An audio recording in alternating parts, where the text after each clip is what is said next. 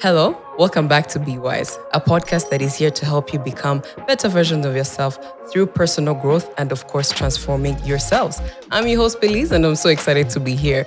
Today's episode is something very exciting, but again, exhilarating, and that is reinventing oneself.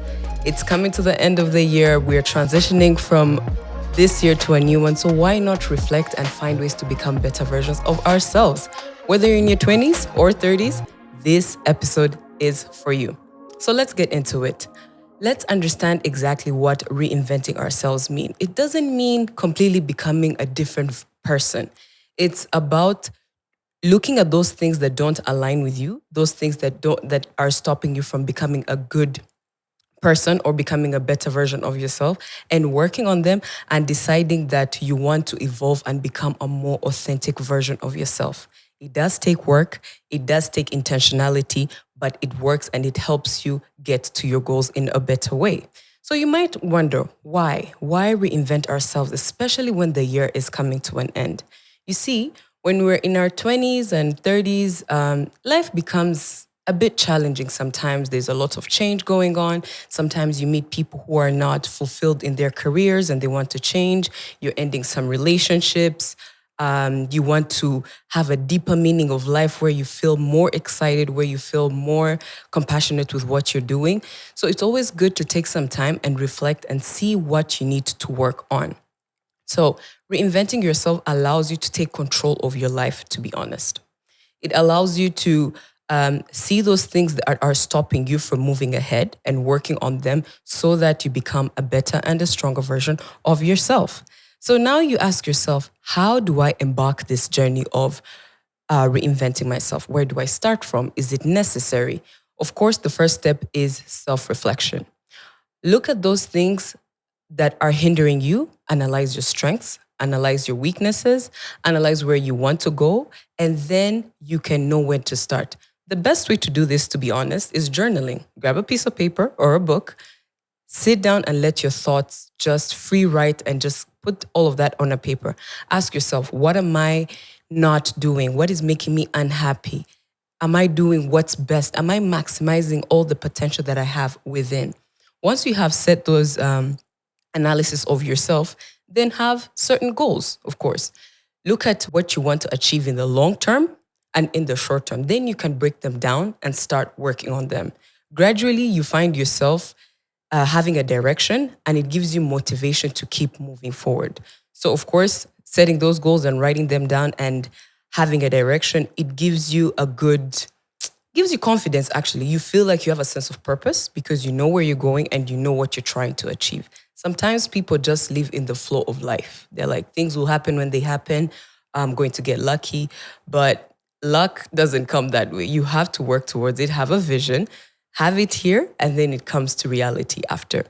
Another thing is acquire a new skill, put yourself in environments that are a bit challenging, of course. Attend those events. Go and take those online courses that help you propel yourself to become better. Learn from people that are doing much better than you in certain sectors that you're working in.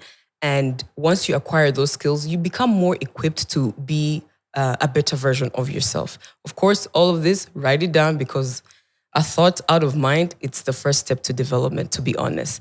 And of course, the next thing to do would be embrace change. Change is going to happen. Be comfortable with getting out of your comfort zone.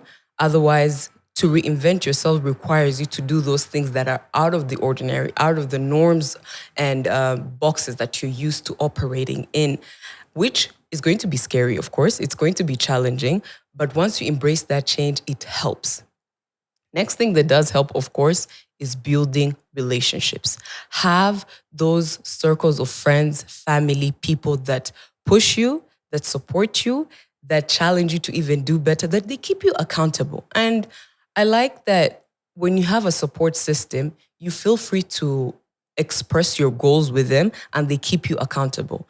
For example, I'll tell you myself, I have accountability partners, friends who we keep each other accountable. We're like, okay, in this 6 months, we're going to achieve this. Someone says it, another one says it, and later on when we're conversing, someone asks you, oh, so how far are you doing with this? How is it going?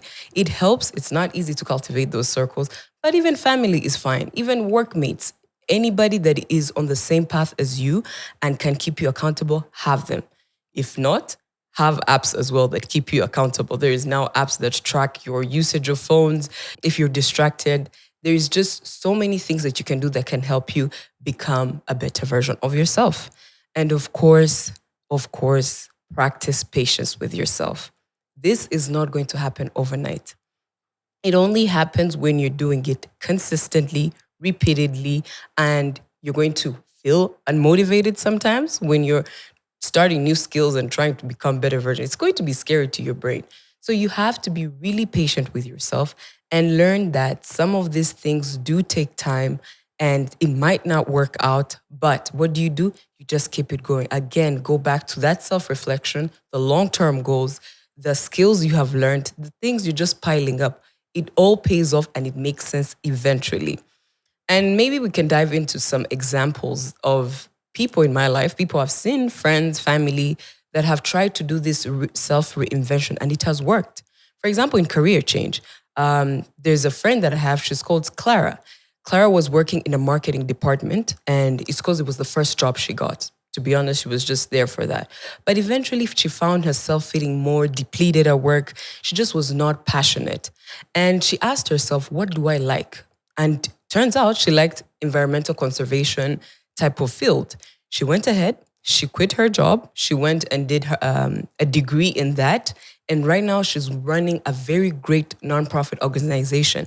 She couldn't have managed to do that, to be honest, if she did not step out of her comfort zone, realize that she's not happy, and take those bold moves, bold steps towards what is compassionate to her.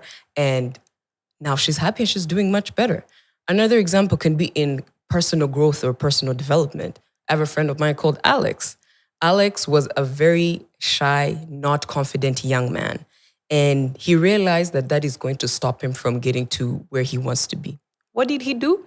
He started taking courses, reading more books, putting himself in different environments, hitting the gym, eating healthy, just adopted those great things. And right now, as we speak, he is one of the best speakers, does things that he likes. He organizes workshops about personal development and he is doing good. But it takes you first analyzing where the problem is and then you tackle it like that. Otherwise, this is going to come with challenges, of course. When you're starting something new, like I said, you're going to have self-doubt. You're going to have fear. You're going to have those limiting beliefs that tell you that you're not capable of doing it. But what do? You remind yourself of why you started. Every time when you have a why within or a direction, which are the steps that we discussed earlier, it helps you overcome those fears. And every time the fear comes in, try to lean into it. You only feel fear because it's something new and it's not in the norms that you're used to. So as we are ending the year, as we are stepping into a new year, take time, reflect, see what is working for you, see what you need to work on, embrace change, put yourself in those environments, and somehow you will end up feeling happy and more alive. So reinventing yourself is not just, oh, let me become a new person. This is not it. No, there is what they call authentic self. Authentic self is where you're now aligned with your values, with your desires, and with the things that propel you. I've noticed that everybody who is successful or that I have encountered that has done this so well, they're very patient with themselves and they're quite disciplined. But this discipline comes from knowing what you want. So together, I believe we can reinvent ourselves for the greater purpose of entering the year stronger, much bolder, and tackling these goals together. It is on Be Wise podcast, of course. You know, here it's a community. Get the pen, get the paper, start writing what you need to work on, and somehow you're going to feel more alive. And every day, reflect, just put it out there. I have friends who do vision boards. They put their goals on it, and some of them do come to life. And I've tried to do a vision board myself this year. I'm left with a few, but gradually, it's not about the destination, it's the journey. Reinventing yourself is a work in progress. Sometimes you fail, sometimes it's up and down, but it is doable.